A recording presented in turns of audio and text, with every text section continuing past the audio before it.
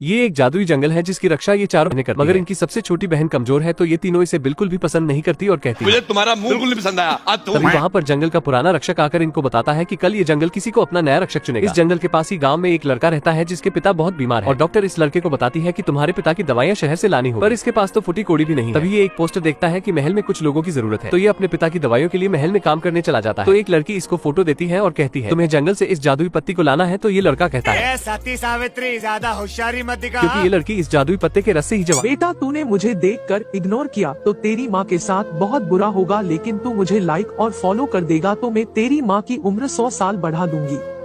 जवान रहती है। फिर ये गार्ड के साथ जंगल में जाने लगता है, मगर भूतनी के गार्ड तो इसे रास्ते में ही छोड़ देते हैं और आगे जाते ही इस लड़के को माविक मिलती है। तो ये लड़का उसे बताता है कि मेरे पिता बहुत बीमार हैं, उनके लिए जादुई पेड़ की पत्ती चाहिए। तो ये लड़की उसका भेष बदलकर जादुई पेड़ के पास ले जाती है। तभी जादुई जंगल माविक को अपना रक्षक चुन लेता है और शक्तियाँ देता है। तभी इसकी बहनों को पता चल जाता है कि यहाँ कोई इंसान है। ये तीनों उस लड़के को पकड़ने लगती है, मगर माविक जैसे तैसे उसे अपनी बहनों से बचा लेती है और जादुई पत्ती देकर अपने शहर में भेज देती है। घर जाते ही इसका बाप कहता है मेरा गला सूख रहा है। तो ये अपने बाप को पत्ते का रस पिलाता है जिससे वो दोबारा सही हो जाता है।